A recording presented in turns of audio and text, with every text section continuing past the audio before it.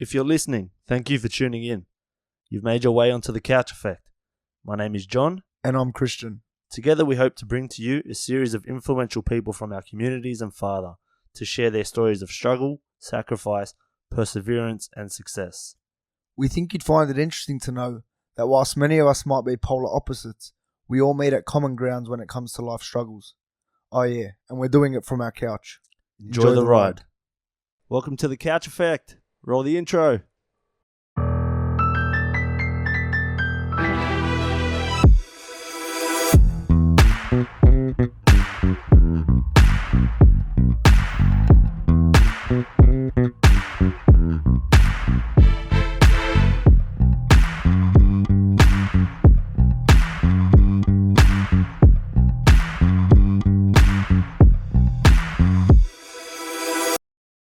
Macca.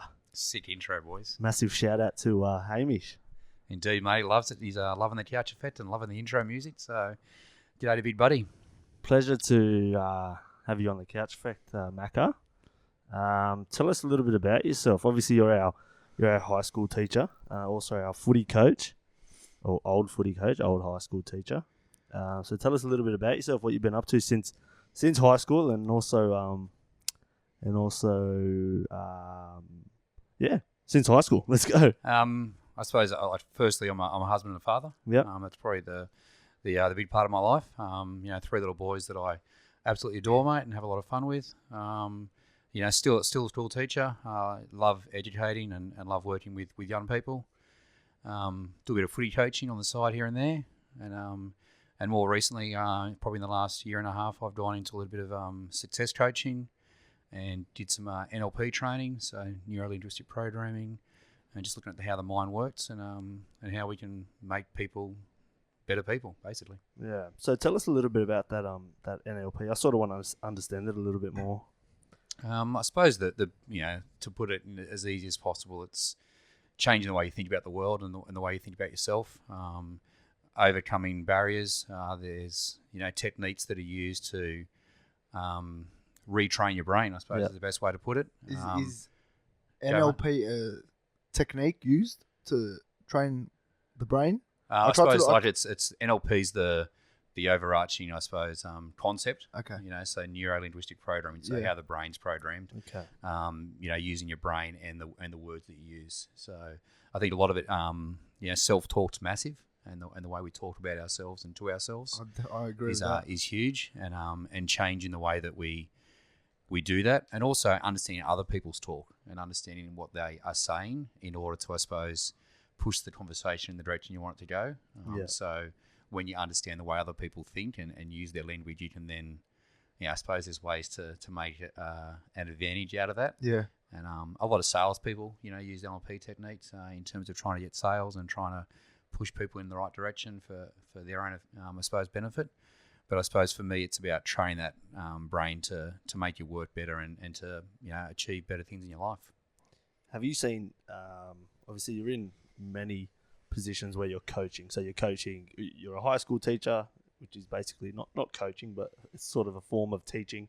You're a football coach. You're an NLP practitioner. You're also a youth coach. I've seen. So have you seen correlations between every sort of aspect? So between football player, student, have you seen correlations between those different types of people? Yeah, I suppose for me, and I suppose the way that I coach and the way that I teach, and I think it's all coaching and it's all teaching, it's all the same thing. Yeah. It's about relationships, and having decent relationships with people. And when you have decent relationships with people, you can then get the best result out of them. Yeah. So, I think about football teams in the past. I think about students in the past, people I've worked with as clients. And when you have decent relationships with them, then you can get a better result out of them. Yeah. So, that's the key for me. Yeah. I sort of liked when we were in high school, and you always had a good relationship with students, but you were also blunt.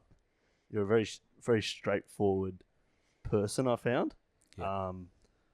But you got the message across, and it wasn't to offend anyone ever. It was sort of like you're just a straight shooter, and the message always hit home. It might be like some little comment that someone would say, and you would shut it down there or whatever it is. But I found that you had a really good habit of doing that, and I think that was for me anyway. It sort of taught me as a man to sometimes not be, sometimes if I was sort of getting carried away, or it sort of taught me to sort of straighten up a little bit. And I think that was one of your traits, to be able to just sort of be straight down the line, especially as a coach. If I was looking at a coach, I'd want someone to be that way. Yeah, I think that comes down to relationships again and honesty. And I tend to, want to be the same person everywhere I am. Yeah. So my friends would say that I'm pretty straight down the line, and if I've got something on my mind, I'd like to say it. Yeah. And I found especially working in a boys' school environment, and this guy over here, testosterone's through the roof. Yeah, like, people try and test you a little bit, and I found that if I was just honest and upfront, and also I like to think that I have a fairly decent sense of humour as well. Yeah. And when a 15 or a 16-year-old boy is trying to put it on you, it's pretty easy to shut them down. Like Well, I always say, I've got a lot more experience than you do, buddy. So if you want to do this, we can do it all day. So what got you into teaching? I don't know. I suppose I've always had a sense of wanting to help people. Yeah. At first up, I wanted to be a police officer. That was probably my goal as a kid, was to be a cop. I just wanted to drive fast cars and carry a gun around, I suppose, was the attraction there. But that idea of wanting to help out in the community. Yeah. And then I think you'd make a good cop. Yeah, I think so too. I can imagine you in Probably the a light blue. detective. Yeah, But then I suppose I went and did some work in summer camps when I finished school. So I went overseas for a few stints and worked in summer camps and really enjoyed working with young people and teaching them things. So when I came back, I enrolled in a Bachelor of Health Science to do PE teaching. Yeah. And just I suppose like the attraction of the physical activity, the life lessons, the things you get out of PE and health. I think they're skills that you can use everywhere. And I think that that idea of helping people to develop skills that they can use for the rest of their life was really attractive. And working with young people is something that I'm really passionate about. So it's been a really good journey. And then obviously moving out of PE and into the religion side of things was something unexpected for me. But certainly same thing. I think it's about teaching life skills and about teaching people to be good human beings. Yeah. Was there any point sort of when you were studying to be a teacher, or was there any point where you're like, no, this is not for me? I probably had a year off. Actually, I did have a year off in between finishing my health science degree and doing my education degree. I was working in gyms at the time and went and did some stuff in corporate fitness for a while. So had a year off where I just worked in gyms, and after that just thought, I need to be in a different environment. I liked the fitness industry, but I didn't like the split shifts, I suppose, the early starts, the middle of the day, the afternoon. It wasn't very conducive for life, I found. And I moved away from a family at that stage, so I was living down in Melbourne, Really? Trying to play footy down there, which was a bit of fun, but just really wanted to, I suppose, the teaching side of things was calling me. And so I went back into teaching, and I've loved it ever since. So what I wanted to ask you was, have you ever had a student or somebody along the way that's made you think twice about your practices, or made you change the way? Have you ever had a student or someone you coached or someone like that sort of made you think twice, or sort of shifted your mindset a little bit about the way you practice things, or the way you teach, or whatever it is? It might even be someone that you work with, or... Yeah, I think you probably have those kids every year, and those athletes every year in terms of footy as well, that challenge you a little bit and make you, change the way that you approach things. And I think you need to change all the time too. If I stayed the teacher or the coach that I was when I first started, I'd be a pretty average teacher or coach right now, I think, So, I can think of people who didn't appreciate maybe my sarcasm, and maybe took it the wrong way, and could have got a bit, taken aback by it and hurt by it, and that made me then think, well, okay, I've got to really think about who I do that with. Like if you've got, you think about back to your year group, and there are a lot of boys that played footy that knew me very well, and that I could, throw some sarcastic comments at, and it would just bounce off them because they knew that I was joking. That's right.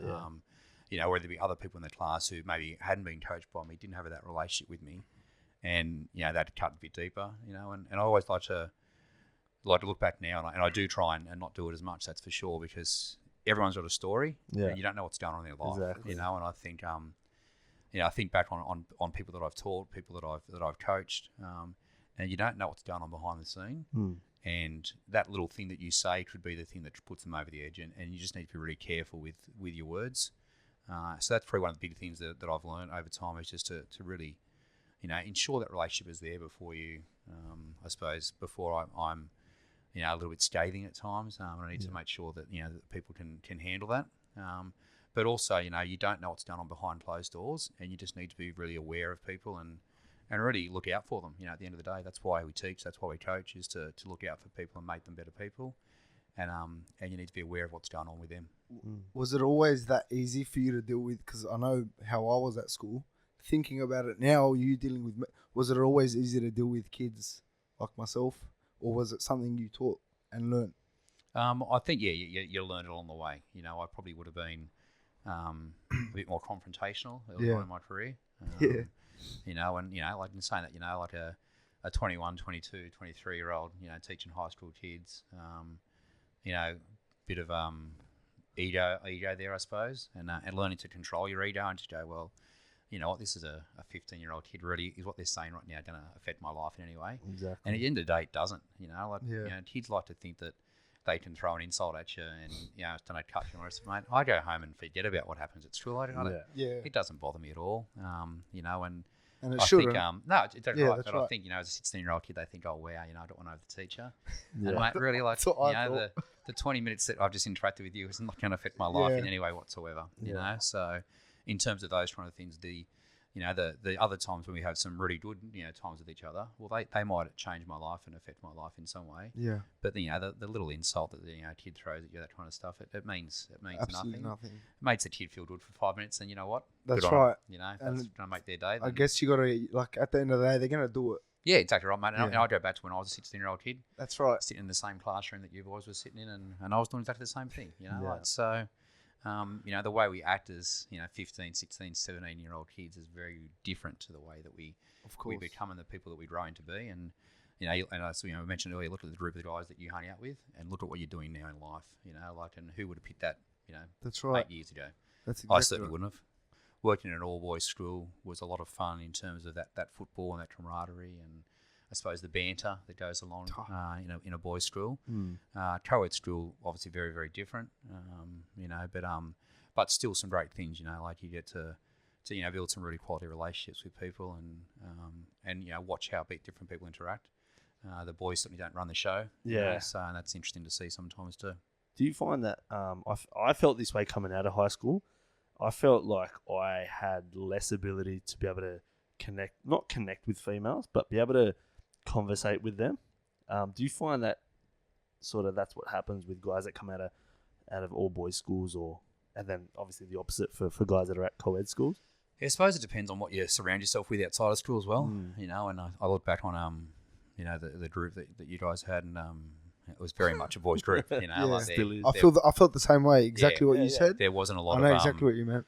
There wasn't a lot of maybe interaction, with girls outside of school and social groups and that kind of stuff. It was very much a boys group. And look, I think kids are kids everywhere, and the environment you place yourself in is going to help in a way in terms of that communication. But if you have a life outside of school that allows you to interact with females, and the world's changed so much too. Like you think about social media and the interactions that people are having on social media. I think a lot of the reason that kids can't converse these days is that they never actually have to. That's true. That's exactly right. They send a like on an Instagram or whatever, send a couple of messages, but they never actually sit down and have a conversation with someone. True. And that's the reason why you probably came out of school and couldn't converse with people. Was probably because you never had tried to in your life. That's right. That's right. And I go through the playground now and we've stopped it over the last year, but kids will be sitting in groups on their mobile phones around each other. Wow. And you just why don't you put your phone down and actually talk to the person next to you? That's what happens in all of our meetings now. You know what I mean? Like it's just everyone's on their phone. Everyone's on their phone. That's why I'm so against the social media and the new TikTok and Snapchat and Instagram and Facebook, is because it's just another opportunity for a kid to sit on his phone and waste his time without even realizing, because it's become the norm these days. Yeah. And I suppose that's right. It has become the norm, And I look at my my kids, Hamish spends a lot of time on his iPad. He doesn't have TikTok or anything along those lines, and thank the Lord for that. Would you let him? At what age would you let him sort of get onto social? I suppose media? we're lucky with him. Hamish doesn't really want to do it. So I suppose that's the thing. If he wanted to, then we'd need to have a conversation around it and around what it means. And I suppose the reason for having it and the dangers around having it. And if he wanted to, I'm more likely to get a TikTok than Hamish is. In all honesty, I'm more likely to have a dance and have a bit of fun. He's not into that, which is I suppose is, Hamish is he's a bit of a different kid, so therefore it means that he has different needs, and therefore he's not attracted by social media at this point in time. See, YouTube, different is good, I believe, because everyone's so used to doing the same thing. Yep. If someone doesn't have Facebook or leaves a group message, or everyone's what's happened? What's happening? What's going on? Someone's doing something out of the ordinary. Yeah. But I believe something out of the ordinary is normal because we're not all the same. I think we probably spoke about it at school. The actual being countercultural and going against the grain is actually the better thing to do, because you don't want to be a sheep who just follows everyone else. Exactly. I couldn't agree with anything and more. So many people just go with the flow. Go with the flow and don't want to have ambition, don't want to aspire to be something more, because they're just happy to go along and do what society tells them to do. Yeah, a lot of people blame it on society too. I know I did. Like I was like, these are my circumstances.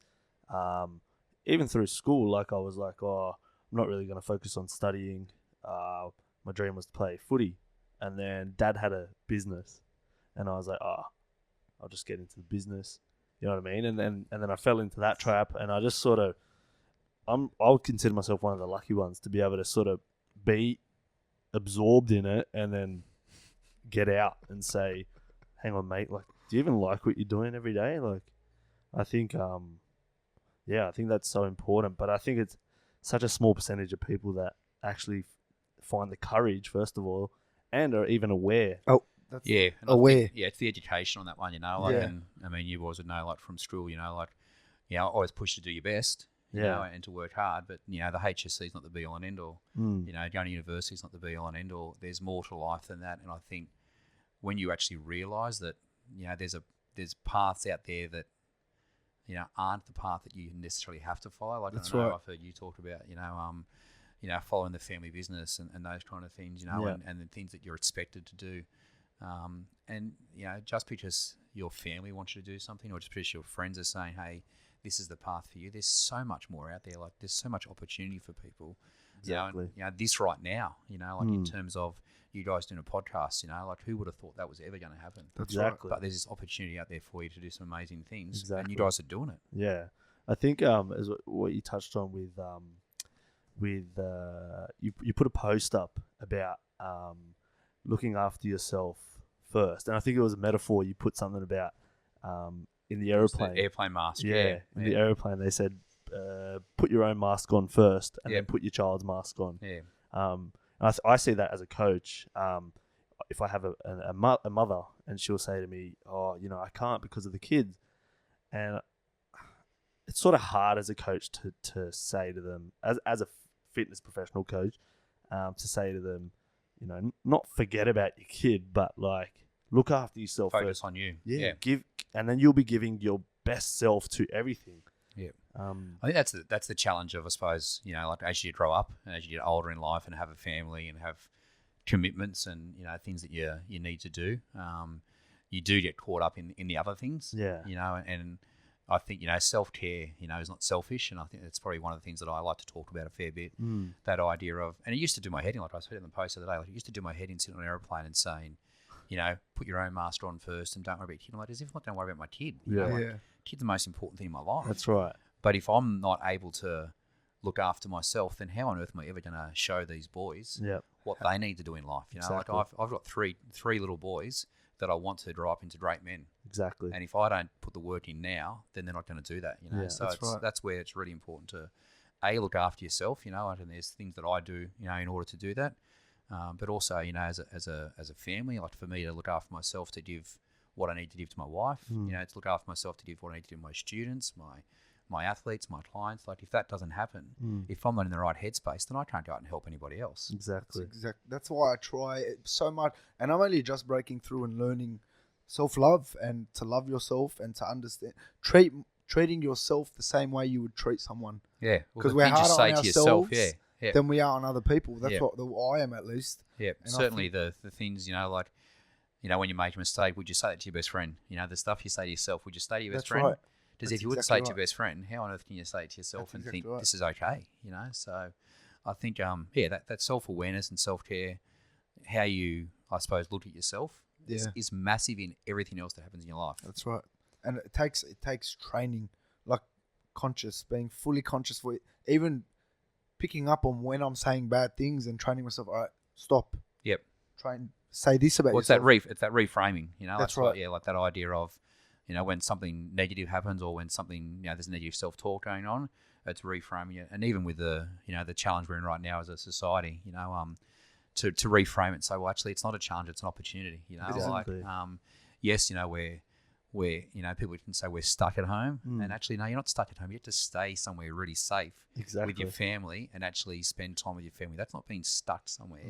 That's having a huge opportunity to grow as a person, and to grow with the people that you want to surround yourself with. And sorry, go ahead. It's all perception, really, but it is the education behind it too.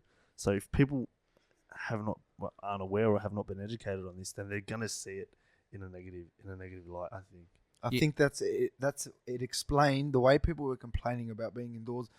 Explains basically how society's mentality was, and that's why me and John started this. Yeah, because we sort of felt like just casual conversation with people and talking positively can affect people so much. But I think people really need to look at themselves in this time. Yeah. And this is time for self-growth, which is massive. Yeah, one of the things that I certainly noticed with your posts, over the last 6 months, whatever, is the change in those transition, as well. And mate, I'd always have a laugh watching you. Yeah. And always think, it's Christian being Christian, and good on him. But that change in mindset in you, which is now coming through to, the thousands of people that follow you. And if one person gets something out of that post, that's right. Then mate, your job's done. That's that's the mentality. If you can change one person's life, that's right. Then you're sorted. Yeah. Your job is done. And that was always the thing, I suppose, for me is, I suppose with my post as well, is if it hits one person, if one person looks at it and goes, what, he's talking sense there. I can actually understand what he's saying, and I'm going to try and approach my life a bit differently. Then I'm happy. That's exactly right. What got you into Amplify Coaching? I suppose it's a bit of a extension of just what I do. Yeah. And I've been thinking about, I suppose, where my future lies and where I want to go in the future, and what that looks for me. Yeah. And although I love teaching, like I always thought about, do I want to keep climbing the ladder, I suppose, and end up at the top, and realistically, it was certainly a dream at one stage. But I thought, what I enjoy about teaching, what I enjoy about coaching is actually that relationship that you have with people. And the higher up the ladder you go, the less you actually are in the classroom. And that was one thing that made me think, well, so you like that interaction? Yeah, definitely. Like that's the key. Like the way that I feel I can impact people is actually that one-to-one interaction. And you don't get as much opportunity of that as you go up the ladder. And then, I was always a fairly positive person, and I love my motivational quotes for footy teams and that kind of stuff, so I used to use them a fair bit. And I started posting them, and, people started to respond and interact with it. And I thought, actually, hang on, here's a way that I can actually help some people out. So, so I kind of just, evolved, I suppose, really. Like it wasn't a thought in my mind at first, hey, I'm going to go out and start this business and do this stuff. I don't think it ever is. Yeah, it just kind of happened. You kind of evolve as a person, and then you kind of see. I found that if you change sort of your environment or change one thing, sort of a bunch of things, it's like a bunch of things unlocks. It's like doors just unlock, and you think, hang on, I thought I couldn't do this before, and I can do it. If someone's doing this, I want to be able to do it fucking better than what they're doing. Yeah, and I often think, I see people who, and not to disrespect anyone in what they do, but I see people who are who are doing, success coaching or youth coaching or, even speaking in schools. And I just think, you know what, mate, like, I can do this better than you. Yeah. Yeah, that's right. I think it's such a, as humans, I think we just want to be known and heard and be the best. And I don't think that's a bad thing. No, and I think, I suppose it all comes down to your why. Yeah. Like why you want to be the best, and why you're doing things in life. And the reason I do the stuff that I do is just I want to help people at the end of the day. I just talked about that one person. Yeah. I think about my years as a teacher, and that was always my goal. Like if I can make an impact on one kid's life this year, then I'm happy. It's the best feeling. And I'd like to think that over the years that I've done that, like Be I've hit multiple that, students. that one person each year who maybe has changed a different tact or a different approach because of an interaction that they've had with me. Yeah, I found the best footy teams we ever played in were ones like outside of school, were ones that, as we got older, obviously, where the coach was really invested in what you were doing away from football. Yeah, so, knowing the person. Yeah, dealing with the man before they dealt with the player. Yeah, well, I think and I had an opportunity to coach a rep team down in Illawarra recently, and one of the things that I often said to the boys was, I want to teach you to be better people. Yeah. And then from that, you'll become a better player. Definitely. And I think that's the approach in everything in life. If you can be a better person, then you can certainly achieve success in whatever it is that you want to achieve. And I'm not going to say you can go out there and do whatever you want, because that's a lie. You can't go out there and do whatever you want, but you can go out there and do some pretty amazing things if you put your mind to it and put the work in. And that's where those opportunities come up. Like, talk about opportunities. Yeah. Opportunities come when you place yourself in a position to actually get those opportunities. Exactly. Like, if you don't do the work, no one's going to knock on your door and say, hey, Johnny, come over here, mate. I've got this gym for you to run, that kind of stuff. That doesn't happen. But if you put in the work and put in the hours, then all of a sudden those doors do open up, and that one little thing that change you talked about and that roll-on effect happens because you've put yourself in that opportunity. I find most people have those thoughts. It's just some people execute and some people don't. It's the action, mate, it's great to have goals and dreams, but until you actually get out of bed and do the action, then that's all it is, the dream, right. It's all about writing goals down, I'm big on writing goals down. Once you actually write the goal down, then it goes from being a dream to being a goal. And then once you actually take the action, then you're on your way to actually achieving that goal, and until you take action, mate, you can talk about it all day. Well, we can sit here for weeks and talk about things we want to do, but unless you actually get out there and actually start doing it, it doesn't happen. Well, before my change in attitude, Johnny told me, actually, he goes, trust me, just write something down. And ever since I wrote a list of 5 things down that I want to do to improve myself, whether I did it or didn't, just that simple task there was the change in me. That's when my change literally started. It becomes real when you write it down. That's exactly right. It's there and you're like, all right, I can do these things. They're not too hard. But when it's just in here and the overthinking and the thoughts on top of thoughts and then forgetting about it and thinking it's not possible, something so simple can change your life. We always talked about like what's next. When you got a goal or when you got something you need to do, and when you're fatigued on the footy field, what's the next job I have to do? And if we just do the next job and just do the next job, then everything becomes so much simpler. But people focus on down the road, and until you start taking the step, and I posted about yesterday, until you take that first step, and you could be scared out of your brain to take that first step. But until you take that first step, you can't do anything. That's right. And then things happen when you take the step. Exactly. We spoke about that before doing the podcast. We're like, it was a thought for such a long time, and then we're like, no more thinking. Yeah, no more thinking. I think this is going to be really good, and whilst everyone might not, it might not be for everyone. If we have an effect on one person, for us that was enough. I think that's the key, and global audience now. Like you guys can, it's not just your mates up the road at AJ's having a coffee. You can actually reach a global audience and make an impact on someone who you may never even meet. Exactly. But they're going to change the way that they think, the way that they act, the way they live their life because of something that you've said, or someone who's been on here has said. That's all of a sudden you're going to go, gee, that made sense. That made sense. I can do something now. I feel empowered enough to go out there and do something. The power of positivity. Mate, it's pretty simple, isn't it? Honestly, and going back to football, even the best teams, the camaraderie and the brotherhood and you feel it in a team when you're in a good team because everyone's getting along and there's no hate and there's.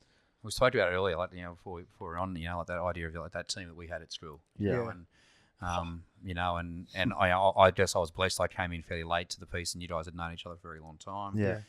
Tickle was there coaching you, and Yeah, we've got to give a shout out to Tickle. Benny Tickle, mate, one of the best. One of the greats. Yeah, and I was fortunate enough for him to say, yep, jump on board and help us out here, and and I look back now, and I was saying earlier, like, it was a very average team. It was a very average team in terms of skill. We done well, and the things that we achieved in that team. Yes, we had some individual players that were pretty handy. Yeah. But as a team, the way that was built that year and things that happened had nothing to do with anything other than mateship and a common goal. Yeah. And everyone buying into that idea of, hey, we can do something here if we work hard. Definitely. That was the thing, like, because we were all really tight-knit, close mates. We played footy out of school together, in school. We're in the same classes together. The coaches, you and Tickle, were on board with us and sort of away from our studies or whatever. You were looking after us and making sure we were all good. And then when we come into training, we'd all want to outdo each other, but also support each other at the same time. So it just transferred onto the field. Yeah, and some of I look back on that year and some of the training sessions we had were some of the most fun I ever had. In terms of like a footy team, like we had some really good times, and I remember sitting at Paris Stadium, mate, like downstairs in that shed and before the game, and mate, the feeling, and that came through just people working hard for each other. It wasn't because we had a side full of superstars. Yeah, it was just guys that wanted to be around each other, and like I said, like people like Benny Tickle who did some amazing work in building you up over a couple of years to get to the stage where you could do something. Well, not including the time you made us run coat hangers. You didn't like that? After we lost the coat, Oak Hill. We started doing hill sprints after the game. We went back didn't to like school. That. What's wrong? You must have annoyed me that day. You must have annoyed me. We were scared. And Blake hit a field goal from 40 out to cut it off. You remember that? Yeah, that's right. I played prop that game. Played prop that year. I'll never forget. All the props went down that game too, and I stayed on the field. And then we had to go home and do coat hangers, and hill sprints. That would have been Tittle's idea for sure. It would have been his idea for sure. I was much nicer than that. He would have said, "No, let's shit these boys." Yeah, he did. He blew up at us. He did. Yeah. I remember even our game against Marist. We were dying to verse Marist because it had been cancelled like 2 years in a row, and we only ever got to verse them like once a year. And they came to our school, and we had the biggest crowd. I'll never forget that. You and your brother. Is that the game where you weren't going to play? I wasn't going to play. Life felt bad, my brother. Yeah. Then he wasn't going to play either. He blew up. He took his jersey off. He gave it to me. We were both crying. It was like a lovely brother moment. Yeah. Oh, the best. But see what that's what footy does, and camaraderie, and that's what it does. But we went out there, I remember, and I felt like I was running onto ANZ Stadium for Origin. All the boys up on the hill. Yeah. And then I remember I think I lined up the prop off the kickoff, and Tickle pulled me off straight away. Or maybe it was you. Had a go at me. He's like, mate, you're too angry. Control your anger. I'm like, mate, I just want to play. Nah, Tickle would have said go out there and smash it, so it would have been me for sure. Probably you. I think they sent me to the cricket cages. No, they didn't. He's like, what? Go have just calm down, mate. Yeah, just calm down. Go hug a tree or something like that. Just relax. You need to just relax, brother. Yeah, I know. And then I got back out there, and that was a really good game. And then we ended up getting the win. We won. Of course we won. Marist, of course we won. Yeah. You're watching. Shout out to 48 Ito. Is that right? 48. Not that day, boys. I think with coaching, as a coach, like especially for a footy team, right? Let's say like you're a coach that's got you coached reserve grade, haven't you? Yeah, so I did a couple of years at Parramatta reserve grade. Yeah. So you get like 40 players there start of the year, right? Or was it like? It was a bit. I suppose we're a bit different. Like up there, with I suppose we had like NRL, New South Wales Cup, and then we were lucky at when we had the Ron Massey or whatever it was called at that point in time underneath us. So yeah, certainly early days if we were training with the Wenny boys as such. There'd be large numbers. Mate, 60, 70 players and there. Then you'd have to deal, so that's what I mean. Like you'd have to deal with 40 to 60 different personalities. Yep. And not only just deal with them, you've got to be really good at dealing with them in order to get, like I know at the end of the day, you're going to end up with 20 players to start the year, but you want to have an impact on all of those 60 players because at the end of the day, whether they drop to, Ron Massey Cup or Sydney Shield or whatever, you want them coming up and you want them all to have the same attitude. You want them to, aspire to be at the top. So Exactly. if they go back with a bad attitude, then you lose them for the year. So it's about it's about building positive relationships. Yeah. And I suppose that's the key in anything in life. When did you figure that out? Because you've touched on relationships for such a long time. And I want to know when you figured it out. Was it early when you were teaching, or? I think it probably is actually being in a footy team. Yeah. So early on, playing footy and understanding the dynamics of any team. And I suppose I had good influences around me. So both my parents, sensational people. Both involved in community. So Are they locals? Yeah, so Ray Staines, they've moved on now. Yeah. Dad passed away a couple of years ago, and Mum's Sorry moved to hear, mate. closer to my brother and I, a bit down south. Yeah. But they taught me some great things about building relationships. Yeah. About certainly that idea of unconditional love. Yeah. I think which is massive in terms of a family, and I just think like relationships are just key for everything. Like it's just makes things much easier. The family and I have our own little hashtag Team Mac, mate, because we see ourselves as a team and people who need to to work for each other and with each other. You're only going to be there for each other, and even through probably the harder years of when your kids grow up and they're 16, 17, 18, and they're like those kids that you dealt with at high school. It's I think having that sort of embedded in them as they get older. They're gonna you're only gonna ever have each other. Yeah, it's the work you do now. Like, and my wife and I are very conscious of the fact that the work we do now is what's going to help us when they're 16 and 17. And it's probably one of the things that I work with with people is that idea of positive parenting and what that means and transparency. Yeah, right? and if you put the work in, when they're young, then you're going to build traits in them and build skills in them that they can use so that. When they're 15, 16, 17 and things do happen, or when they're 25 and things happen, they still know they can pick up the phone, and you've got their back, and you talk about writing goals and that kind of stuff. We do a lot of gratitude in our house, so every night, we do our favourite part of the day and we talk about gratitude because, even with my 3.5-year-olds, I want them to know that, how important it is to look at those things. They're such good habits. So that mindset is there in the future, that they can go, okay, well, you know what? Yeah, things might have gone bad today, but there's always something good in the day. Exactly. There's always that silver lining.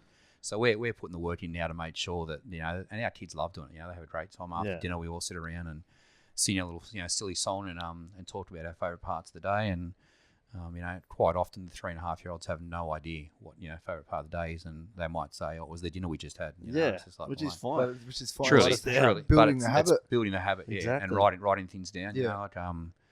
So I tell everyone that I work with, and that idea of writing down 3 things you're grateful for. What was one thing that you didn't do so well today? So reflect on the day and go, well, I didn't do that well, and then set a goal for tomorrow and say, well, I'm going to try and change that. So just simple 5-minute activity, but just lets you reflect on the day and build things into your life. Changes and even starts the day in the right way. Yeah, which is I never even used to think about that. Get up, go to work, drink a Fanta. Drinking Coke at 8 a.m. I used to love those days, though. These days, I'm waking up 5:30, sitting outside, meditating, focusing on practicing my breathing, writing down things, and just simple activities. That self-development stuff that you're doing, and reading, like being a lifelong learner, like allows you to find things, that then allow you to live your life in a way that for who you are. Just figuring it out, really. I'm still figuring it out. I know I don't have all the answers. Yeah, but I'm trying. But I'm trying to find them. Yeah, that's right. And I'm trying to put things in practice that I know are going to be better for me and for the people around me. Yeah, I think we've realized now with this with the virus, like you've spoken about relationships, we've realized as well connecting with people is such a massive thing, and we all rely on it so much. And I've noticed from my gym members, like everyone's like, man, it's not even the training. It's just being there with other people who are there doing the same thing for a common goal, or they've got the same, You can do the training by yourself, Exactly. and we all know it, like you can, but who wants to do training by themselves? Yeah. That's the other thing, So it's that connection, that idea of being around, like humans like connection. Exactly. They crave connection. Yeah. They crave community. So when you don't have community, that's when things can go bad. Like when you look at like the vulnerable kids or the people in the community who are going through mental health issues, it's when they lack connection, when they lack community, that things can go bad. Yeah. And it's building that community around and making sure you have people who you can talk to, people who, I always say, the 5 people you surround yourself with are the 5 people you're going to end up like, and so surround yourself with good people. It's true. Yeah. And that allows you to grow as a person. That's a big reason as to why the sudden change on Snapchat. I'm so direct with the things I say and how I say them about loving yourself, and it's so like, I know people are unfamiliar with that type of language because they're not used to hearing it. It's different from you. But I just understand and know that people need to love themselves, love each other. Yep. That's how you move forward and that's how we grow. Yep. No hating and everyone's in a shell and always defensive and always. Do you understand what I'm saying? Well, mate, think about now. I think about like that little area you guys used to hang around with at Strill. Like it was, everyone knew it was your area. And you'd go down there and you'd think about some of the way that the boys used to act down there, and a lot of it was Beirut down there. But a lot of it was the fact that there were some people down there that just didn't love themselves at the time. Yeah, that didn't have those relationships, and you still see it. Therefore, we're really, really angry with life and angry with people. And you think, mate, you just need to calm down. Yeah, and it's saying that like never in the history of saying to someone calm down have they calmed down. So you need to have that relationship with them so that you can build that connection and teach them the ways. And that's the thing too, though. Like you have this sort of great awakening personally, and whilst you want to change the world and you want to have that impact on the people around you and tell them, like, you almost want to shake them sometimes. Mate, the amount of times I wanted to shake you boys is just like, what are you even thinking?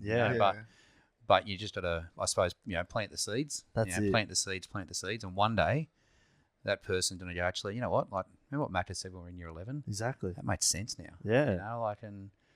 It may not happen for 5, 10, 15 years, but if that's the impact that you can have, then just keep planting the seeds. Yeah, we see it in and we talk about it all the time. Like people that we've looked up to and taken advice from in our community, or people that we know, and we see them now, and we, you see everyone on Facebook, Instagram, whatever. We see shit that they upload, and we're like, I can't believe we used to listen to you.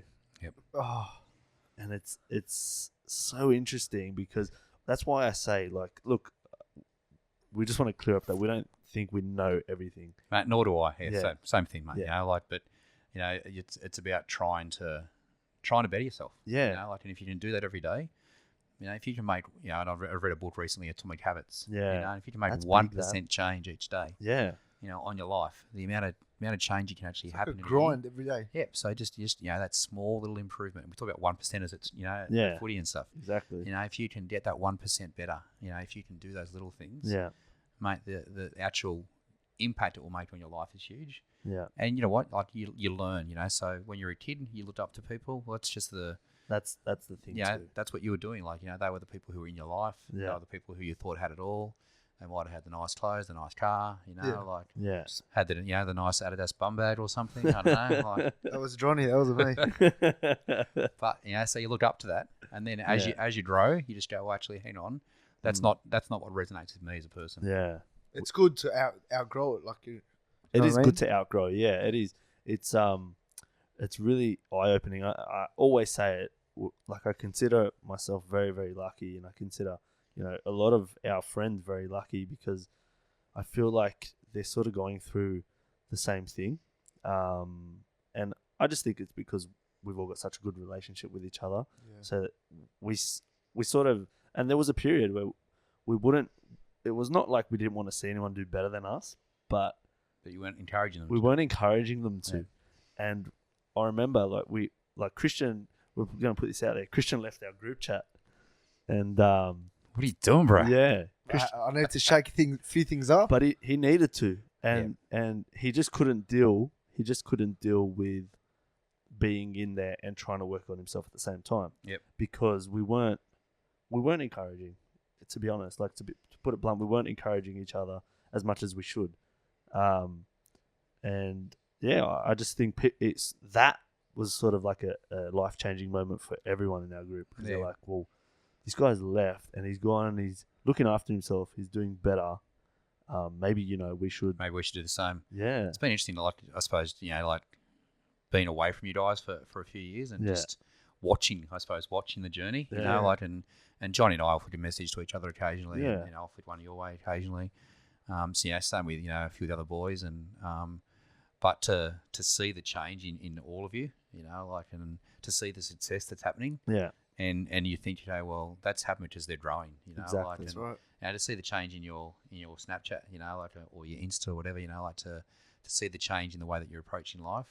Like, go back 2 years, mate. There's no way in the world you're saying that stuff. Just you would have been worried about your followers, like that's exactly what legit, it is. like, and then On Snapchat, you get the memories that pop up. yep. You should post a few of those, mate, just for a laugh. 3, just for a 4, laugh. and 2 year memories. My heart hurts. Yeah. It hurts. I mean, they were hilarious. Like, they were hilarious. Don't get me wrong. Like, at the time. it was really funny, For and me, I thought it was like funny, it but was I'm just- it was entertaining, and I know, like when I'm working at other schools, and other people that like they'd write something in one of your comments, and I think I know that person, like, and I used to teach them as well, and now they're following Christian, and they think he's this legend. I'm like, you should know the kid is 16, mate. Like, but like they're the things you think, well, watching and watching what's happened over the last couple of years, like you guys have all succeeded really well. Yeah. In doing things because you've been prepared to change. Yeah. That's right. Do you think when you gained your following, do you think it's a concern that you gained your following when you weren't at your best or putting out your best stuff? I'm so happy you asked this. Do you think like you gained 24? You got up to how many thousand followers before your account got deleted? 32. 32,000 followers.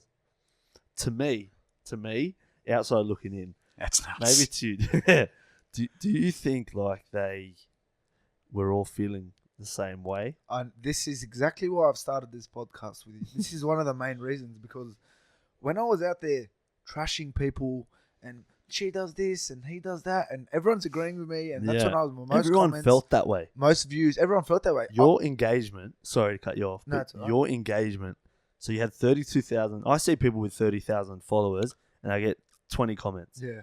You're within a minute, It was you had nuts. 500 comments. Yeah, Your I engagement got to a was stage, so my high. engagement was high, but I started to notice after obviously changing and becoming the new me, I like to call it, the engagement back then was through the roof, and it's made me think after changing, are people feeling the way I was feeling? Yeah. And now that I'm changing, my views are dropping. but, Everything like, is, people aren't.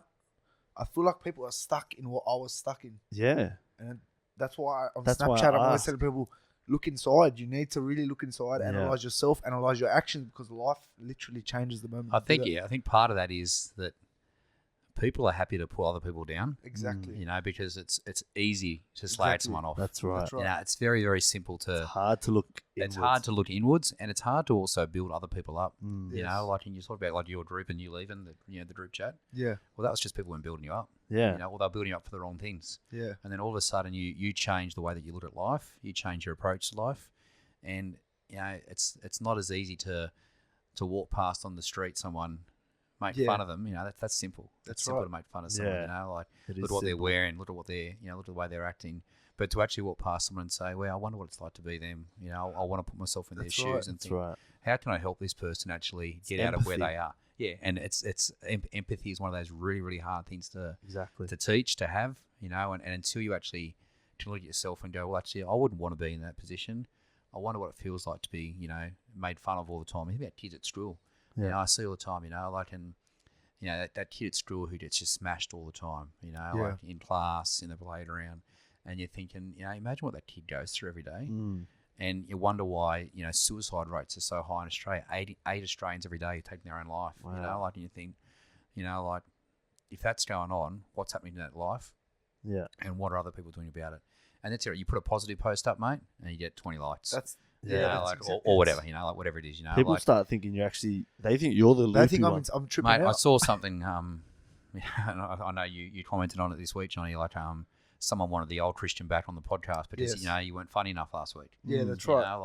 Where's the Christian who's gonna make fun of people and all the rest of it, and that's not what this is about, and That's it's not what right. life's about either. That's You know, it. Like, and if your idea of life is, everyone likes having a laugh and having a joke. Don't get me Exactly. wrong, we all do it at some stage, but if your life's about bringing other people down, then you need to really look at what your life's about. For sure. It's simple as that. I think Ryan sent me a message and he said, everyone has a choice every day, and that it's just a shame that person's choice was to sit in front of a computer and badmouth someone or make a negative comment when they could be looking at positives in things. We're not going to have all the answers, or we're not going to be everyone's cup of tea, but you can always switch off. Yeah, you can switch off, or you can, like you said, like with your kids, you practice writing down, good things that happened in your day.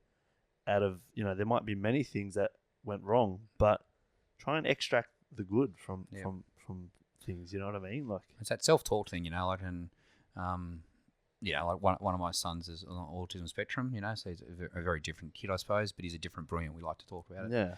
And he often has this real negative self-talk. The kid's brilliant, like he's got such an amazing mind and he's so good at so many things. Yeah. But so often he sees that failure as being the end of the world. And I suppose a lot of that gratitude is about, encouraging him to look at the good things that are going on in his life, because he has so many good things going for him. And, that relationship that we build with ourselves at such an early age has such a huge impact on our life, biggest impact. Yeah, and I suppose, and every teacher's aim is to help kids. Yeah. Every coach's aim is to help people. And certainly adults as well. Like the relationship that adults have with themselves. Yeah. If you can change that relationship into a positive relationship, then the whole life changes.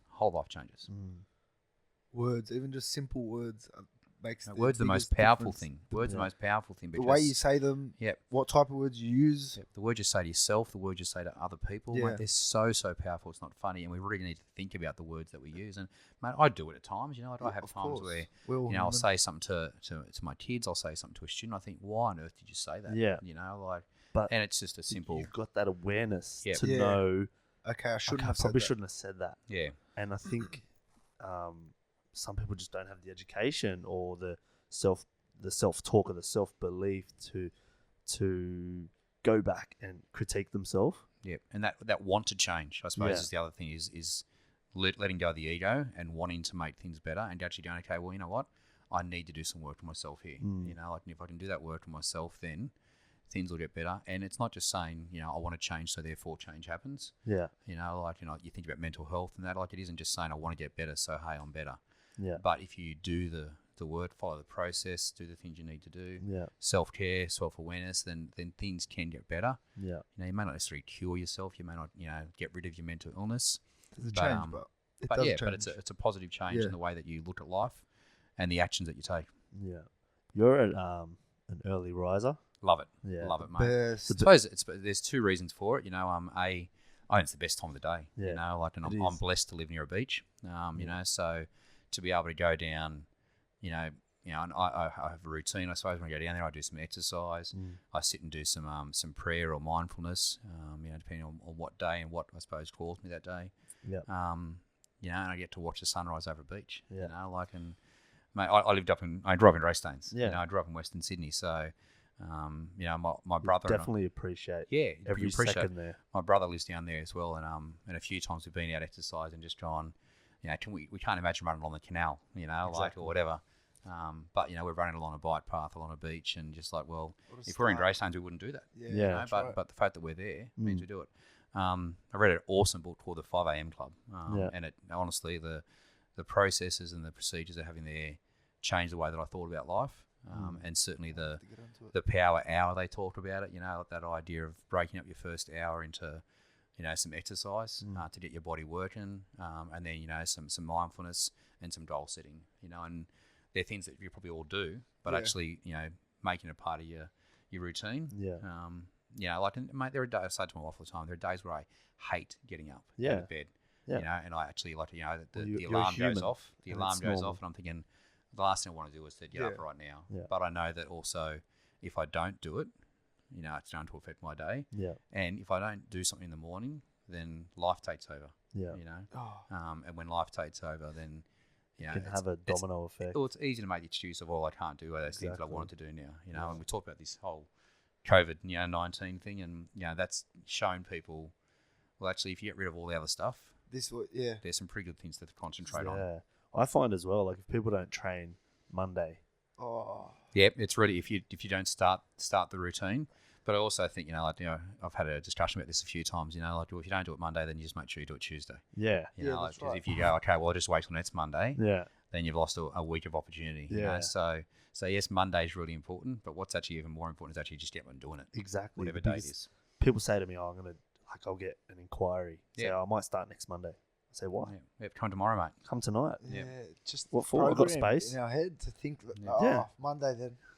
Diet Monday. Yeah, Yeah, it's all right. Like Yeah. I'm gonna binge this weekend. Yeah. I'm gonna eat all the rubbish food. I'm gonna have a Yeah. few drinks. I'm gonna do that kind of stuff. yeah, Whereas actually, no, you know what? Like if I'm thinking of making a change, then just make the change now. exactly. So Every second, We second procrastinate. counts, and it's not even like we talk about. It's not even doing the actual thing. It's the principle behind it and what you learn from applying yourself to for example, what you said, where you're like, I need that shred. Yesterday, Yeah. he that's messaged me because he Yeah. messaged shred, me. mate. I need to. He's tone got up. we've worked on his body for like a year. Year Yeah, and a bit. and he's like come a long way. Yep. And he sent me a photo, and I said, you're looking good, and he goes, I need that shred because we run at the end of the year before Yeah, yep. Christmas. We run a little bit of a 4-week block Yep. where we just shred everyone up for summer. And Sun's out, guns out. yeah, and Has to be I said to him, I go, like, why are you waiting? Like, Do it by literally, yourself. I said, pick 4 weeks And let's and just do it. I was baffled. I was like, he's right. What do you mean I can do it now? He sent me a message like, Don't have to wait till November. hard. Yeah. I think like it's just it's so easy to put things off. Yeah. And I think about like Amplify Coaching too. Like that was something involved, but over the last few weeks I've had a chance to really just concentrate on doing some things with it. Yeah, It's been there for a while. My charity work, like it's a chance to put some work into that recently as well, Yeah. and really made sure that I'm setting myself up for the things that I want to do, because if I don't use this time now, then once I said, like, life takes over and the opportunity's gone. yeah. And excuses start to creep in, and the biggest thing is people say, it's time. We're going to say it's winter, it's dark outside now, we Yeah. can't train. Well, actually, no, you can. Like, can. there's, Yeah, put a jumper on. exactly right. Like it's still, most people go to a gym, like it's Yeah. indoors, like you can't do it now. Tickle taught me something. I hope he taught you a few things. Yeah, he taught me a few things. In high school, I remember. I don't know if he still does it, but he told me, like, he used to go for runs, and even if it was raining, he would still go out for a run. Yep. And he said, everyone uses the excuse, oh, it's raining, like you jump in a pool and get wet, like just go for a run. You know what I mean? Yep. Get your run done and come back in. Mate, it's one of the best feelings, I reckon, like finishing a run when it's raining. Yeah. Like you just like, right, mate, I love it. Like I'm the same. It's, to put yourself out there in uncomfortable situations. I'm sure you've heard it, like Wim Hof. Yeah. So I'm looking into a bit of his work at the moment, Really and what he's effective. doing, and to put yourself in an uncomfortable situation, to overcome it, then gives you the belief in yourself, Yeah. to then do more things. Exactly. So when you do that little run in the rain, Yeah. when you jump in the the ice bath, Yeah. whatever, and actually go, I can handle this, and your body can handle amazing things. Your 100%. body Yeah. can handle things if you I just had actually. an ice bath before I came Yeah. here. So how good was it? Yeah, Hey? it was amazing. Opens up the pores, mate. Your skin looks great. Honestly. So, A few breathing techniques. yeah, but like those things, when you actually get through them and go, okay, well, now I've got through that, I can do this next thing I want to Yeah. do. That's right. That's what I mean by it's not even doing it. It's what you get from doing it. Yeah. It's like you learn so much. It's so valuable. So that when something else comes your way, you're like, yeah, I can do it. You might have a little bit of doubt, and that's normal. It's just your past or the way you used to think. Well, that's like the NLP techniques and those kind of things. Like Yeah. it's actually going, well, actually, we're going to box that up. Yeah, Take the lessons that we need to learn from it, exactly. and then we're going to move on. Like, let's picture, moving forward now. That's it. Because you do get caught up in, well, that's the way I've always been. Yeah, That's the way that my mum was. That's the way that my family lived. That's the way that we do things. yeah.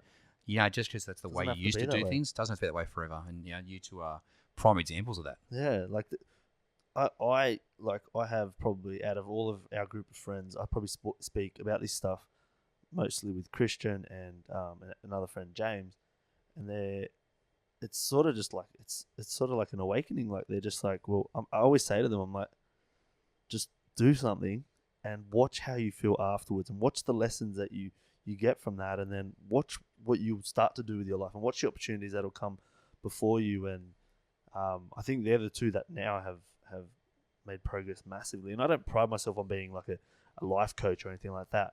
I think all of us here are just sort of talking from experience, and we sort of know because we feel, and we know because we've felt it before.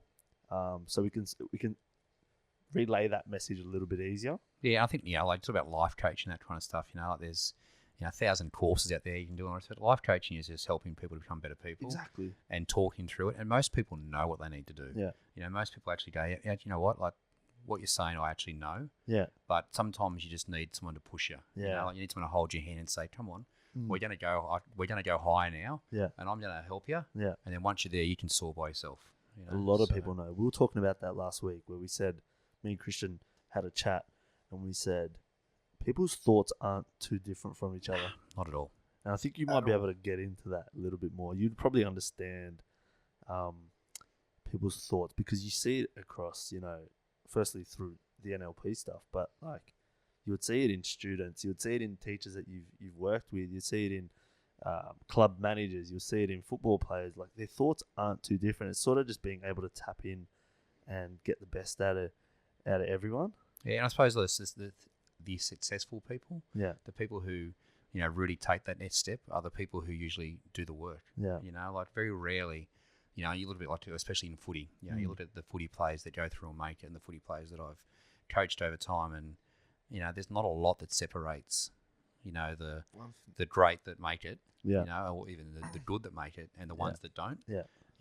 But usually it's the person who works the hardest. Yeah. Like there are odd occasions where talent might get you through to a certain level. Yeah. But talent doesn't keep you at that level. Everyone's got that story. Yeah. And I look at Matto as the perfect example. Yeah. Like a kid who, I call him a kid, he's not a kid, but The giant. yeah, absolute giant. Far out. But like you looked at his journey at 16 and 17, and he was nowhere. Yeah. And I remember having conversations with him, and he's just like, I don't know what to do, I don't know where to go. And in 2 Got years, goosebumps. he jumped. In 2 years he jumped, because he got some opportunities because he worked hard. And I remember sitting down at Ringrose, when I was coaching, I think I was coaching Bundy Cup or New South Wales Cup at the time, and him and Dino be down there kicking balls to each other, doing the extras, doing that kind of stuff. Yeah. And that's why he made through, like the work that he does on himself, the work that he does at home now, His attitude was always that set him apart. That set him apart. So he was willing to do the work, and because he was willing to do the work, he got some great opportunities. He's a premiership winner. Mate, he's on the fringe of fringe of origin. Yeah. At 17, mate, he was West Development. That's right. So you looked at where he's jumped. twig. Because Remember? exactly right. He He was was, tiny. mate. Yeah. He used to spend his whole lunchtime eating, sitting down and eating to grow. Yeah. So and he put the work in to get to where he is, and he had the mindset, of a champion from a young age. And that's what gets you, to the top. Yeah. Look at the students who do well at in school, and they're the ones that put the work in day after day after day, mate. That that do the extra reading, that do the little assignment that you set, that do the home learning or whatever it is. They're the ones that get there. And they do much more outside of school than they do in school. Yeah. So. I remember I had when I was coaching some athletes, I had an athlete come in, and he had just come from Newcastle. He'd signed with Harold Matthews with the Roosters. Yep. And lucky for him, Ryan was in there training with us. And I remember Ryan he went up to Ryan and he's like, I'm a back rower, just signed with Harold What do I need Matthews, to do to be like you? wanting to be like you. And literally Ryan had only just made first grade. And I think Ryan turned to him and he said to him, mate, just keep your head down, work hard, don't get too ahead of yourself. Yep. You know what I mean? Have respect, work hard. And I think that's it's the best piece of advice you can give someone. I think a lot of the time it can get to people's heads. And they Massively. And stop.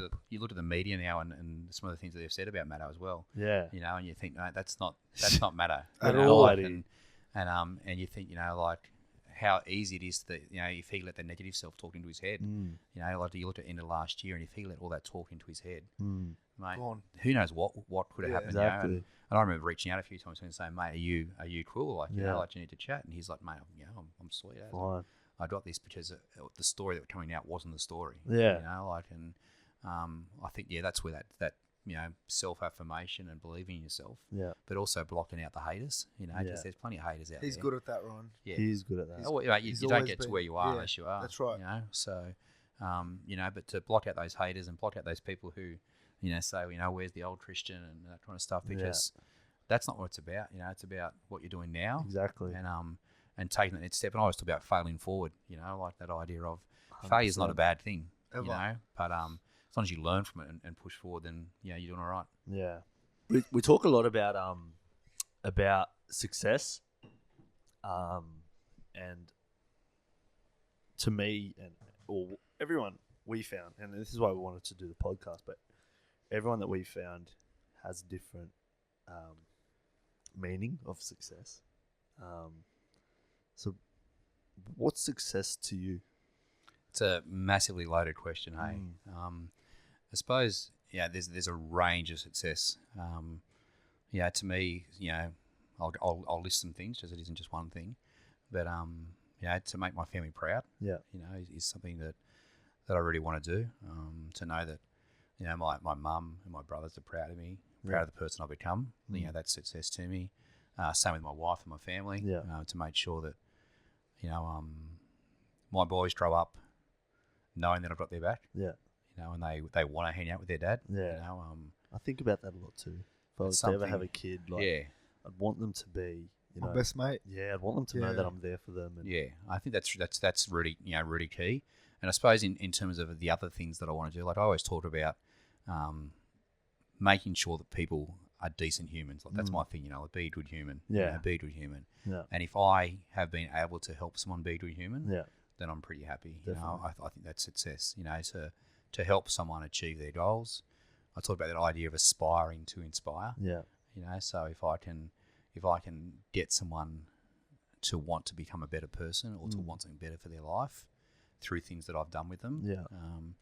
I did some work in Fiji at the start of this year with a charity over there. I was going to ask you about that. Mate, awesome. And, you talk about gratitude, like these people, some of them are living in, what we would call a shed, and some of them don't even have a shed, like they might be no floors, 15 people living in a, one-room house. We went out one day and went to a family's house, and they, as soon as we arrived, they came out, like, here, have a cup of tea. They had a coconut tree in their property and went up and cut down 3 coconuts out of I think I counted 5 coconuts on the tree. And they cut down 3, opened them up so we could have them. And I'm thinking, well, that's their food. Yeah. That's their, their stuff. And they use the whole coconut, obviously, in Fiji. It isn't just a coconut juice water to look cool when you walk around the shops, but so like for them to give that, I was thinking, in terms of gratitude, like how much that taught me, to be grateful, because these people are willing to give everything they've got to other people. So success is helping people like that, helping people to, who need help, to become better people. If I made an impact on one of those kids over in Fiji, then I'm really happy, and it's something I'm going to continue to do, go back there and keep giving to that community. Very rewarding. Unbelievably rewarding. I'd love to do something like that. And it's something, I was once in given an opportunity from someone, a random phone call out of the blue to help out writing a program, like a mentoring leadership program, I suppose it was. And I was someone who'd seen some of the work from Amplify. So, resonated with what they were doing as a charity organisation. And then to do that and to be involved in that, to help these kids out was, that's success to me, to help someone become a better person. I look back and look at, even you two guys and, some of the guys in your crew and think about the people that you become. And I think, well, that's success because I had, a little bit to do with Definitely. that. Of course. And because, some of the things that I may have said to you or that I think about our Year 12 retreat experience, and how powerful that was. I was thinking about on the drive down. That was today extremely powerful. I don't know if you want to get into it, but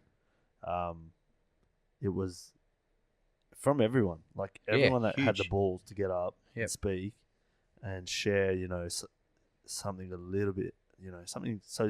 Some were so small about themselves. Some were huge. I don't even think I got up.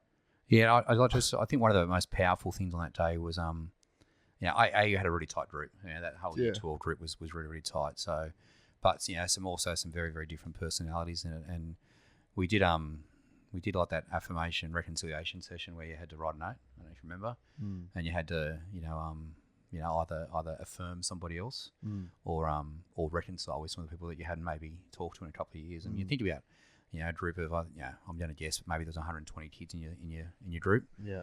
And some of those kids you hadn't spoken to for 3 or 4 years. Yeah. And to see the way that you guys connected with each other or reconnected with each other, and It's powerful. and then the way the rest of the year went after that. Yeah. Because it was now, okay, we've got rid of all those barriers, we got rid of the groups, and it was always a little bay route down that area, and there would have been people at times that would have been intimidated to walk into that group. Yeah. But at the end of the year, you see everyone playing cards with each other. Yeah. It didn't matter who you were, what group you were in. Yeah. Everyone was pretty welcome to wander around and be a Yeah. part of it. So When that's success. when you're in it, you don't even realize. Like, being in there, you don't realize. And then when we had one of, I wouldn't say call him an outsider, we had someone else come in, and he came in by learning card tricks. Yep. And he showed us card tricks because we used to always play cards.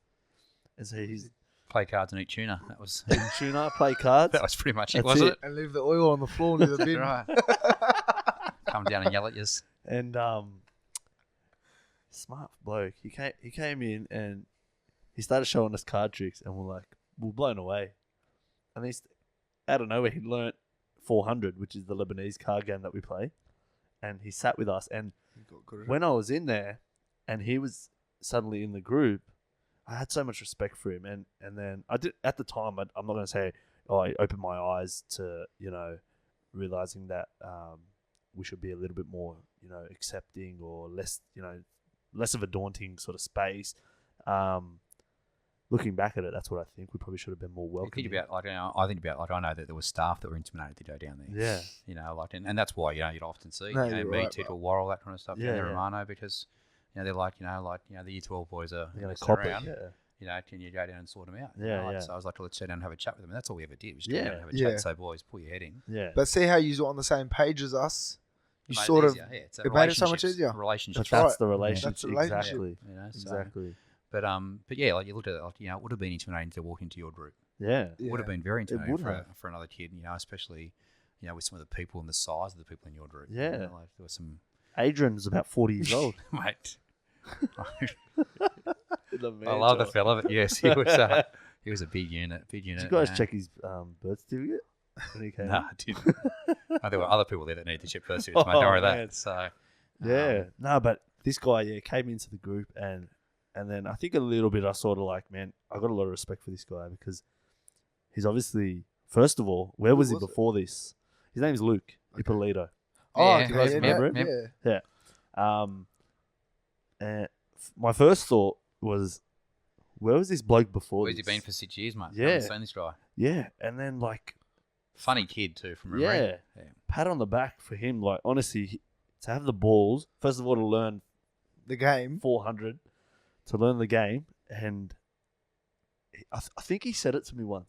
I think he said he knew we liked cards, and he was learning, so he would learn a card trick So he could show you and be part of it. and come back and teach us and show us a card trick, and then he'd learn another one the next week, come back, so we're interested in him, Yeah. so he could come and sit with us. So I think it's all about self-development and courage and all the rest of it. I would have never done that. The courage I that he wouldn't had either. to actually rock up to that group, the courage to go and learn something new, to better himself, I suppose, to be a part of something, and Yeah, that's huge. he was better than all of us. and for a 17-year-old kid, or Yeah. a 16-year-old kid, so It's that's bigger than people know. yeah. That's you talk To about actually do it. growth and courage. Yeah. You need to be vulnerable to be courage. And yeah, that's, to put himself into your group is to be vulnerable. Yeah. And mate, kudos to him.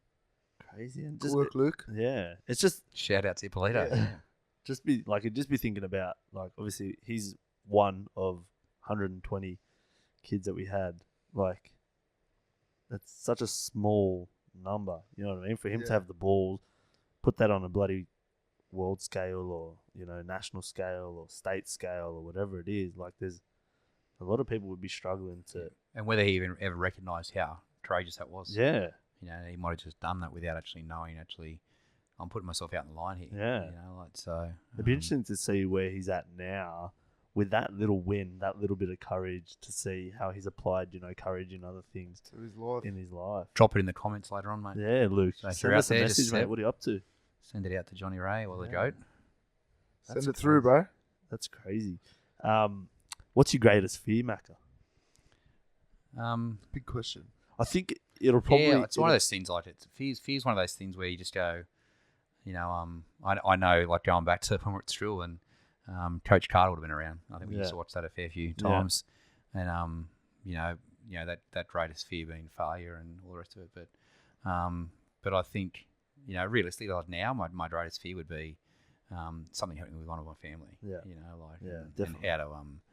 how to overcome that and how to deal with that would be, my fear for my kids. Like in the world they're going to grow up in. That's what I think about, which is why I do the work that I do. Definitely. Because I want to make sure that everyone that I can impact has an opportunity to know that there's good out there in the world and there's good things that can happen. But really, like heights. I'm not a massive fan of heights. Yeah. I think I'm not scared of heights till I'm up there. Yeah. So Hamish always jokes about like the fact that I'm scared of heights, mate. But Is he confident up there? yeah, he's actually Loves it. he's a pretty confident kid. Pretty confident kid. The twins are probably the ones who are crazy. Like they're unbelievably confident. Yeah. For 3.5-year-olds, and at times I want something to happen, so they pull themselves back a little bit. Yeah. They were riding their bikes down a bitumen road the other day, and I'm thinking, I kind of think it's cool, but I kind of want you to fall off, so you learn not to do it. Yeah. But I think like fear is one of those things that it's there, but you need to overcome your fears. Yeah. So it's nice to have a bit of a wake up call, I suppose, and go, hang on, is what I'm doing, right here. But I don't think there's a lot of things that are, is fear something you're scared of, or is fear, something you're afraid of doing? What do you classify fear as? I seen a post from, I don't know if you seen it, from Manu Brown. He posted it, and you shared it? I shared it, yeah. He was giving advice to his younger self. So if you I saw it the other day here. 18-year-old. Yeah. if you could give advice to your 18-year-old self, what type of advice would that be if you would change anything? 18-year-old self, mate. I was a pretty confident 18-year-old. Look, I'd probably just say be nicer to people. Yeah. I think I went through a stage where I kind of enjoyed making fun of people and pointing out the differences in people and I think just looking back, if I was to do anything, I'd say just be a better human and probably chase harder on some of my goals that I had early in life. I was suppose like both of you at different stages thought I was going to be a footy player and all the rest of it. Yeah. But never put the work in. Never put the work in. And it's funny, when you're coaching, you're saying, you see those kids who have so much potential, and you're like, champ, you should have listened to me here, because I'm guarantee you, if you do the things that I say, I reckon I can get you where you need to go. But they think they know it all. They're but 15, you never 16 made year it olds. to. So Exactly right. But I've also coached at a fairly decent level. Exactly. So I kind of got some idea of what I'm talking about. Yeah. But you'd understand their thought process. So it's so I think chase your goals and don't hold back on anything. I think if you want something, you need to put the work in to go after it. As I said earlier, you can't just achieve anything. That's not real. Yeah. But if you want something and you can put the work in, then you can certainly do things that you never imagined. Yeah. So I think my advice would be to do that. To be a better human, be a nicer human, and to chase after the things that maybe I wanted as a younger person, but wasn't prepared. And love your family. Spend more time with your family. Yeah. Touched on it earlier. My dad passed away a couple of years ago, and I just think about what I missed out on and what we've missed out on now. And we were tight. So I don't regret anything. But I wish I had a few more conversations with him. Yeah. Did you travel much? I went to the States at summer camp. So I did 2 summers over there. So I had 5 summers in a row. It was pretty awesome. I had a really good tan. Just travelled over between America and the States, working over there. So that was really good. Teaching? And then I was at a summer camp. So I did 1 year. I was in charge of the pool as a lifeguard. Okay. So those summer camp movies you see. Yeah. That's pretty much what Americans do. It's Yeah, wow. it's legit Like a movie, like legit. it's legit like that. Wow. Yeah, Wow. the yellow buses and all the rest of Yeah. it. Like it's crazy. And then one year I was in charge of a high ropes course. So it was a great time. I had a lot of great fun. Yeah. Um, You learn a lot traveling, I find. learn a lot about yourself. Yeah.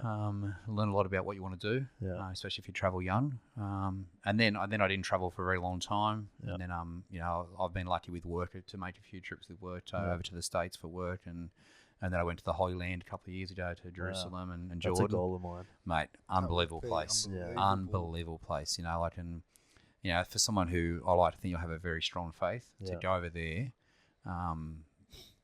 The things that I learned, Just bring the you things to that your I knees saw, witnessing these things. mate. And every day I saw something else that just blew me away. Wow. You just feel differently. Oh, You mate, literally feel it. we went to the River Jordan one day.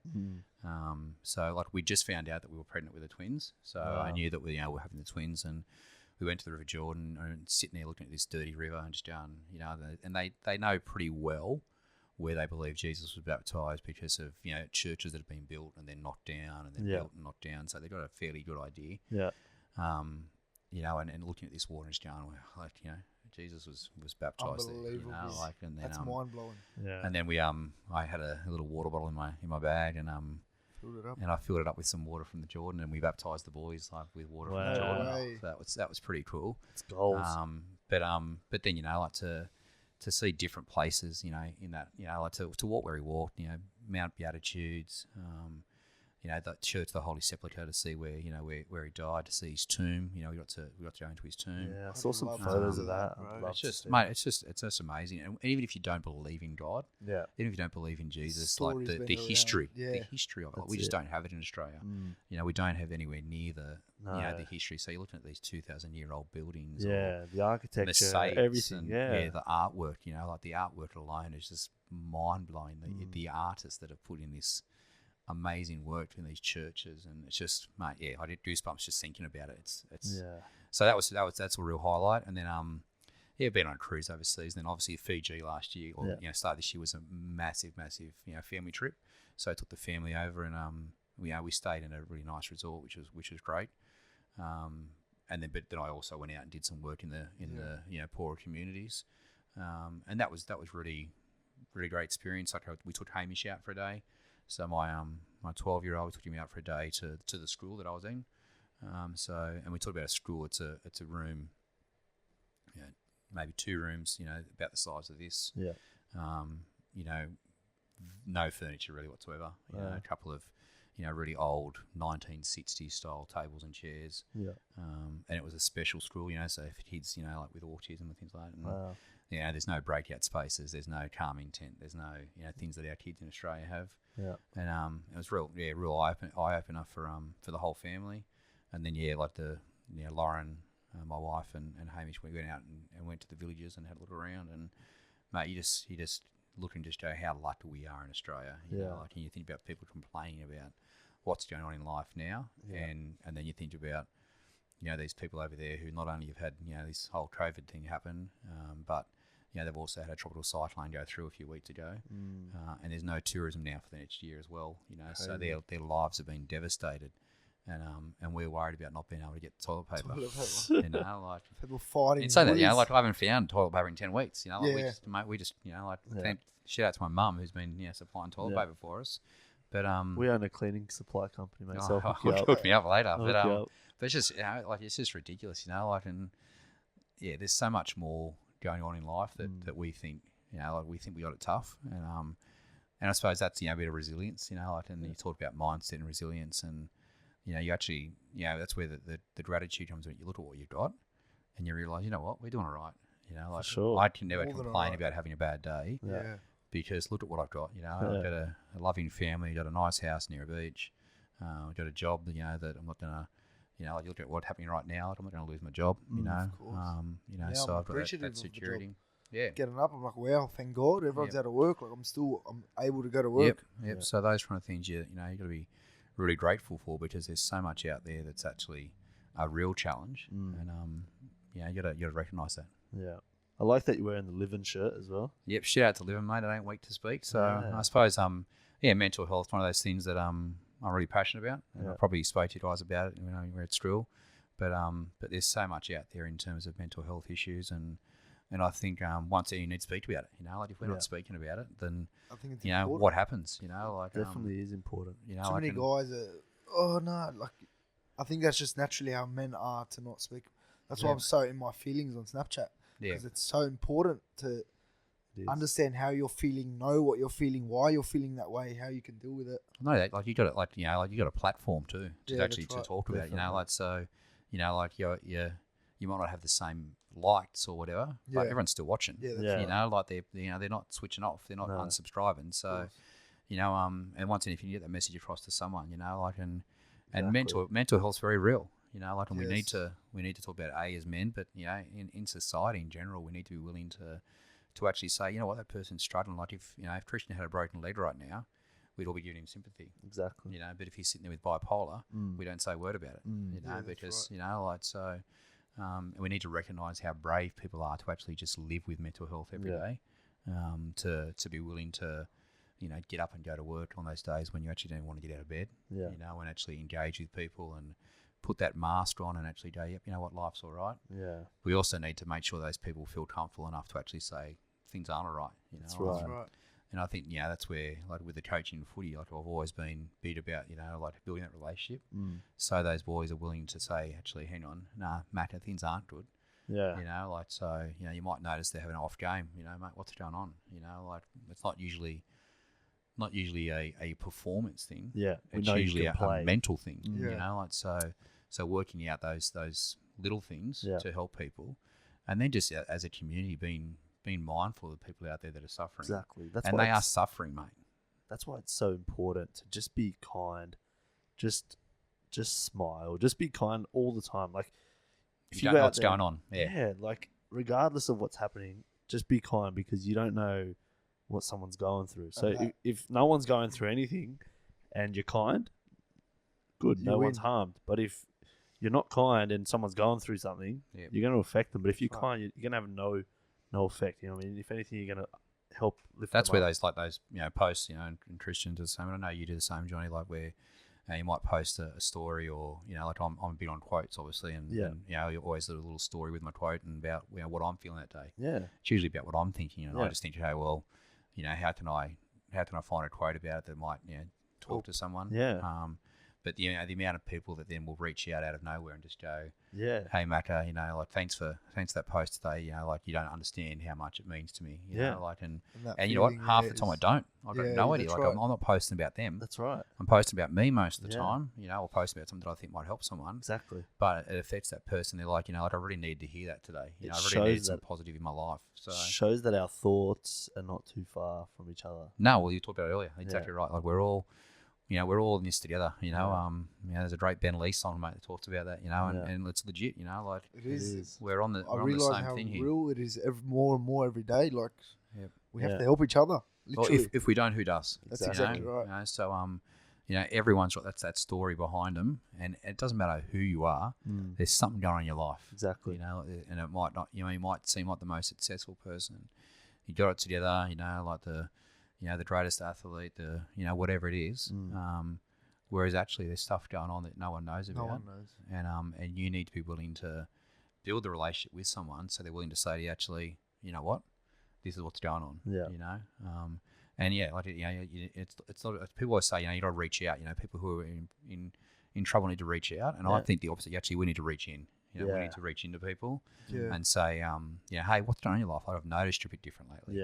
I've noticed that you're a bit quieter, and it's easy to do as a school teacher, like I think we notice things at school, and you notice things in your athletes, like when you're coaching, you notice things in your family, when kids are your kids are a bit quieter, or your partner's a bit quieter, hey, what's going on today? It's almost like noticing like the little boy inside the man, right? Very much so. They have those exact same emotions.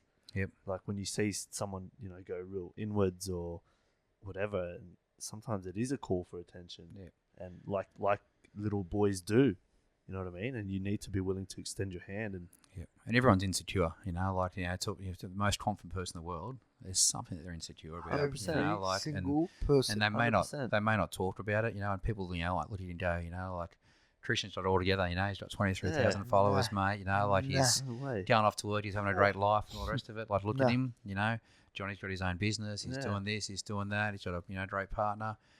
You know, whereas they don't know what you're thinking. No you know, way. they don't know, you This know is what's going on why in your we- head.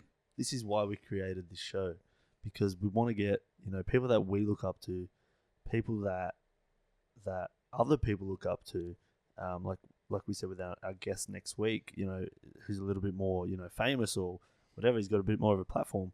We want people to realize that it doesn't matter who you are, whether you're an average Joe, whether you're a pro, we all have the same thoughts, Same thoughts, same feelings, same feelings.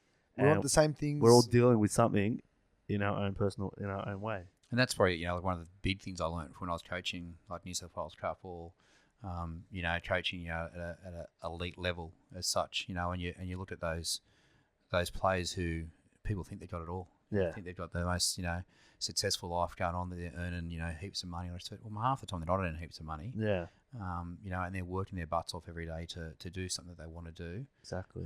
It doesn't come, you know, naturally for all of them. You know, a lot of them have to work really hard, and they've got their own issues. You know, like, and you look at, you know, the young people, and it's why welfare is so important in NRL and the people that work in welfare and the work they do, because, you know, these 17, 18, 19-year-old kids who are given an opportunity and think they're going to have it all, and then they get to 21 and they don't have it all. You know, and what happens then? Yeah. You know, like, because they were at school and they did no work. Exactly. You know, like, and you know, there's a guy actually that we taught at Greystanes, and I never actually got a chance to coach him, but he was someone that I wanted to coach, and you know, when I wasn't at Greystanes, Tickle was coaching him, and so I knew him, and we coached against him as when I was coaching at Wenny, and he was going to be an NRL player from the moment I saw him in Year 7. I think I know who it is. And okay. Australian schoolboy, Yeah. Captain of Parramatta under 20s, mate. Yeah. And the dream was taken away through an accident, Mm. and you know, and I know that he battled for a long time after that. Definitely. And you know, probably if not for the strength of people around him and the strength of himself, you know, he, you know, touch wood, may not have been here today. But you know, there's someone who, you know, when I first saw him play as a 14-year-old, you know, I remember saying to Tickle, you know, like, this kid's going to make it. Yeah. You know, and he was always going to make it. Yeah, you he know, was. Like, and I won't say the same about Matto. Like, you know, I didn't think Matto was always going to make it. Like, I thought he had potential, but you know, this other kid we're talking about was always going to make it. Yeah.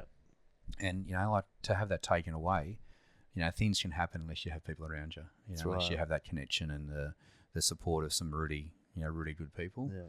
And you know, you're very mentally strong yourself. Yeah. You know, like, that's where mindset's so important. And that's why it's so important to take, you know, or make the most out of today, you know, and every living second that you have. It's so cliche, but it's so true. It is. It's Mate. so cliche, but it's, You don't know if you're going to wake up tomorrow, you know, and you're exactly right, Literally. you know, like, you've got to make those opportunities count when they're there. Yeah. But you've also got to enjoy life, Yeah. you know, like, and, you know, we often talk about at home, like, my garden's a bit of a mess, you know, and you know, it'll be a summer day and the option will be go down the beach or mow my lawns. And I always choose the beach. Yeah. You know, why? Because the lawns are always going to be there. That's right. You know, like, and my kids aren't going to remember the day that Dad mowed the lawns. Exactly. But they're going to remember the day that we had a milkshake down the beach and had some Exactly. fun down the beach. So I think you need to, you know, it's about priorities and what's important in life. And yeah, it's nice to have a nice garden. And, you know, COVID-19's allowed me to do that. I suppose I've been doing a fair bit of work around the house. But you know, my kids aren't going to remember the day we're in the garden. You know, they're going to remember the day that we're down the beach having fun or Exactly. doing those things. So yeah, you got to take those opportunities when they're there. It's good to see you, Macca. Mate, it's been a pleasure. It's an absolute Thanks for coming pleasure. on. I learned a lot myself. I hope people Yeah. listening could learn just Yeah, as mate. much. Really I learned as much enjoyed from it. you guys as well. You know, Really so, enjoyed it. Appreciate it. thanks Still for having looking me, fit too, mate. mate. I'm not where I need to be, but I'm yeah, I'm getting there. I'm That's getting the there. way. It's always a That's all that journey. matters. Always That's a it. journey. I need Coach Johnny Ray to help me out. So, Online programming. beautiful. Thanks, mate. Thank you. Absolute pleasure, buddy. Pleasure.